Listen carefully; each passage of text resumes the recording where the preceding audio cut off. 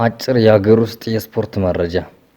ሽረ ምድረ ገነት ከፋሲል ከነማ በትናንትናው ዕለት የተጫወቱት ጨዋታ የጨዋታ ውጤቶችን ይፋ እናደርጋችኋለን። እንዲሁም ባህር ዳር ከነማ ከነገሌ አርሲ ያደረጉት ጨዋታ ላይ እነሱንም ውጤት ይፋ እናደርጋችኋለን። ድሬዳዋ ከነማ ከኢትዮጵያ ንግድ ባንክ በተመሳሳይ ትናንት የተጫወቱ ናቸው።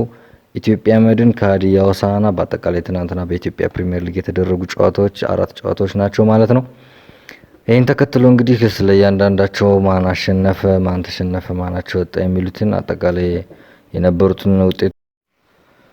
ሌላው ባህር ዳር ከነማ ከነገሌ አርሲ የነበረው ጨዋታ ነው። ባህር ዳር ከነማ ከነገሌ አርሲ በትናንትናው በነበረው እግር ኳስ መርሃ ግብር ሁለቱም ቡድኖች ምንም ግብ ሳይቆጠር 0-0 በሆነ ውጤት ተጠናቋል ማለት ነው። ባህር ዳር ከነማዎች እንግዲህ በአርባ ምንጭ ከነማና በኢትዮጵያ ቡና ከዚህ